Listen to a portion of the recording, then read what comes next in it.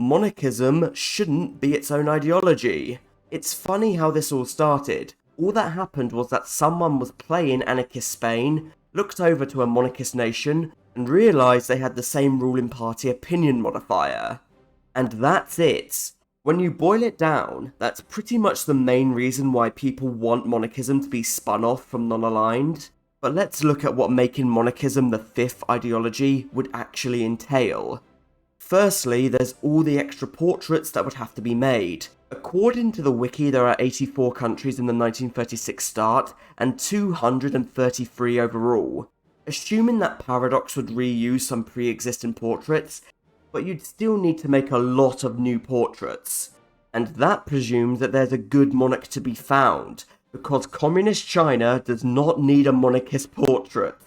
However, that's a mild problem in the grand scheme of things. All Paradox has to do is hire some actual artists, and they would be done in a month.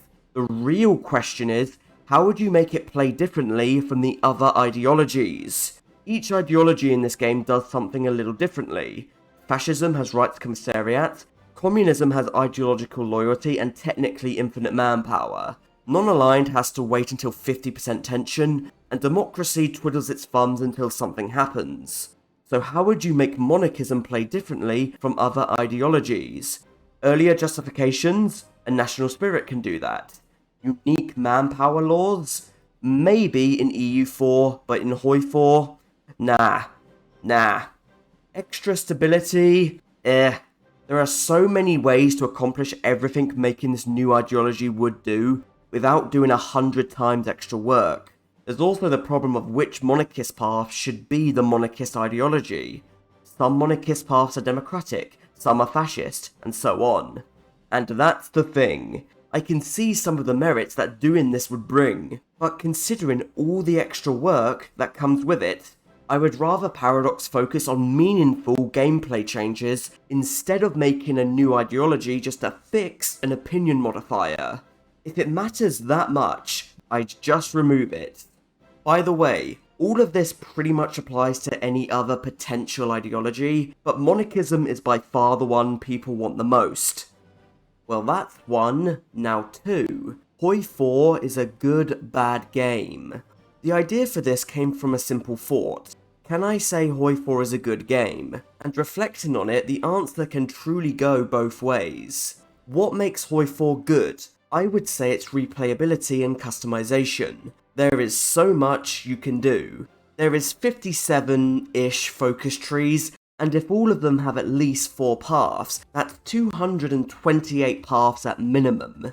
And there's so many ways to customize your playthrough. Want a load of artillery? Go ahead. Sub-spam navy? Okay, but you could do all screens next time. Spam cast today and spam heavy fighters tomorrow. The right opposition backstabs Japan, South Africa conquers the world, etc, etc. Hoi4 on its own is almost infinite in its potential, but then you add mods and it's infinity plus 1. However, there are plenty of things that makes Hoi4 a bad game. Mods, for example, are a double-edged sword. It's great how many of them there are, but it is a sign of vanilla Hoi4's inadequacies that so many people feel they need them. This also assumes every mod is of equal quality, which we all know they are not.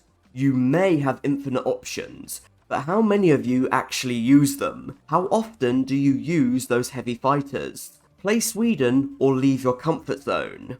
Because Hoi4 does little to encourage that. Hoi4 enforces meta strats to an extreme degree. If you aren't playing the meta, you will struggle. Of course you can still win, but you know what I mean.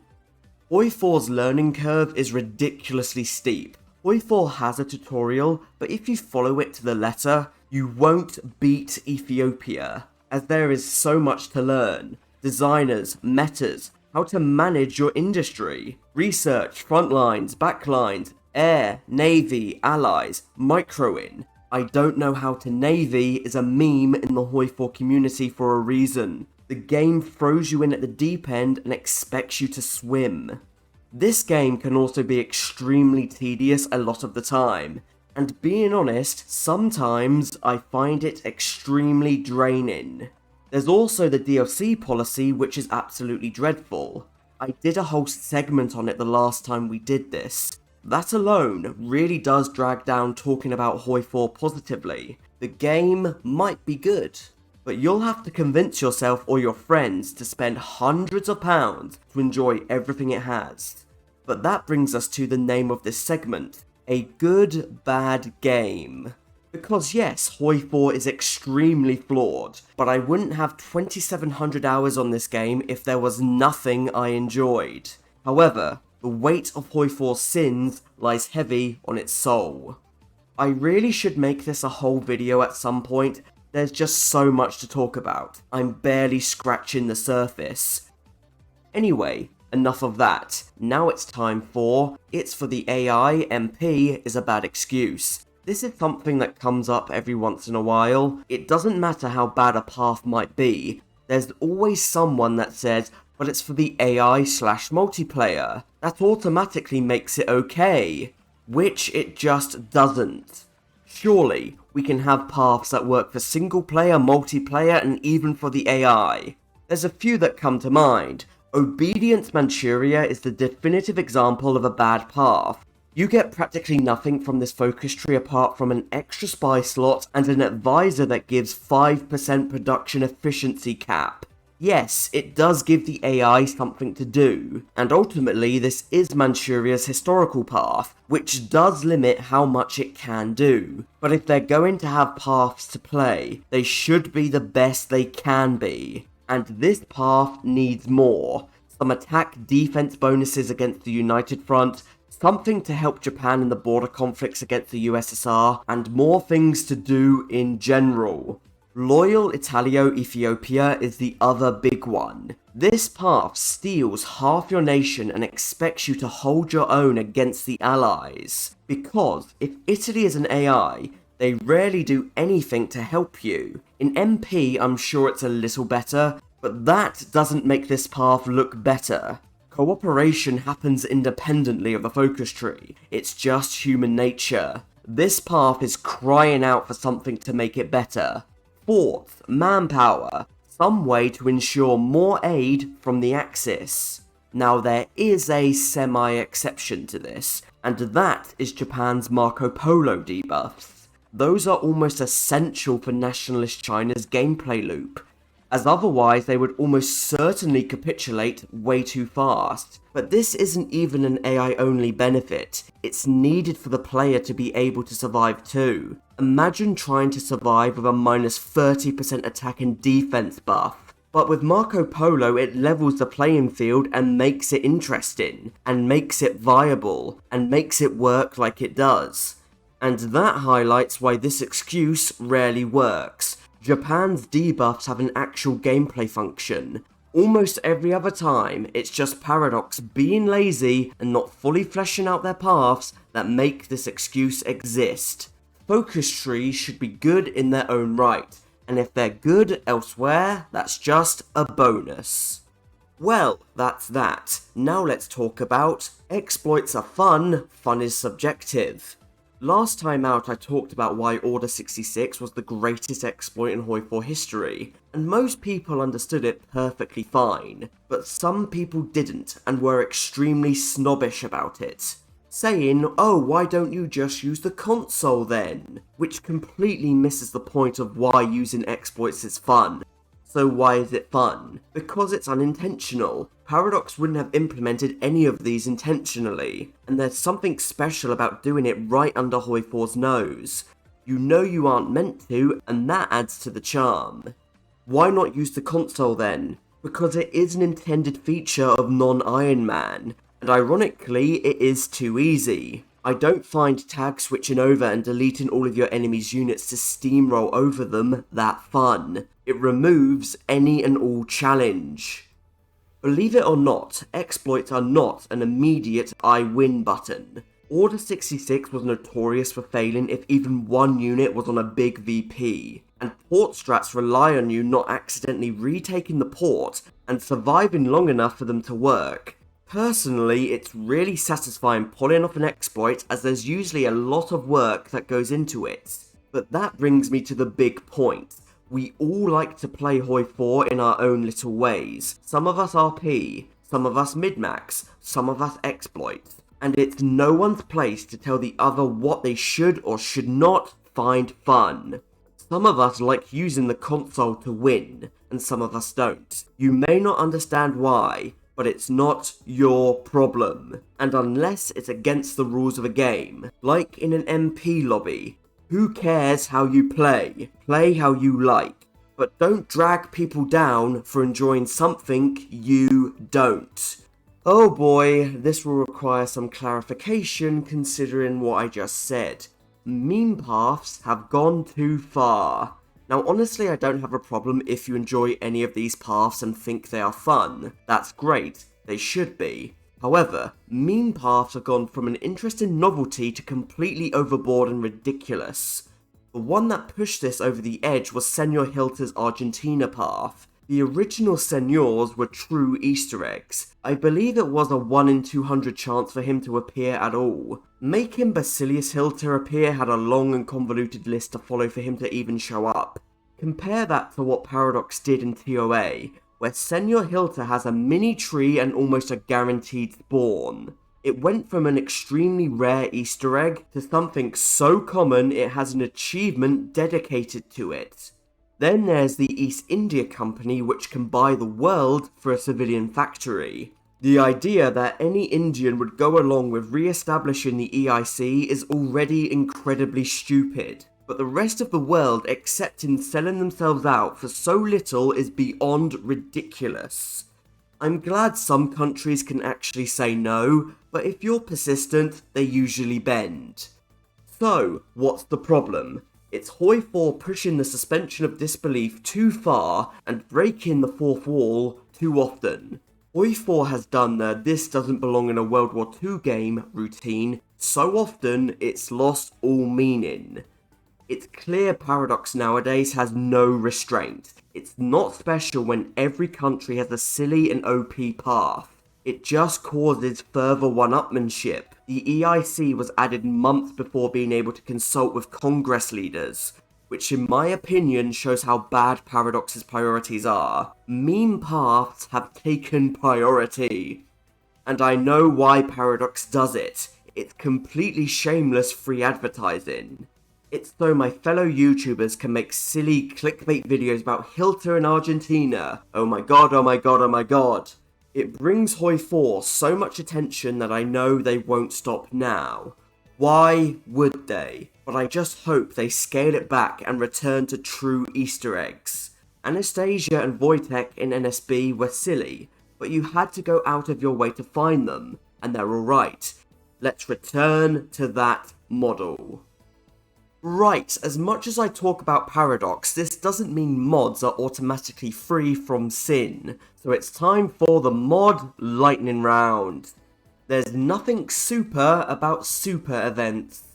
Seriously, super events are the sort of thing I expect to see on DeviantArt, alongside that Christian Sonic art. They're just trying way too hard to look serious and philosophical when most of them really look like this.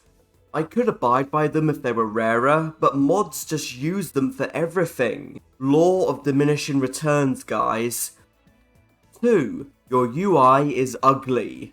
Many mods choose to have custom UIs, which is an admirable thing, but most of them are style over substance. Way too many of them are hard to look at and hard to read. The job of a UI is to be simple and easy for players to understand, so they know what they're looking for, and Vanilla's UI does a pretty good job of that.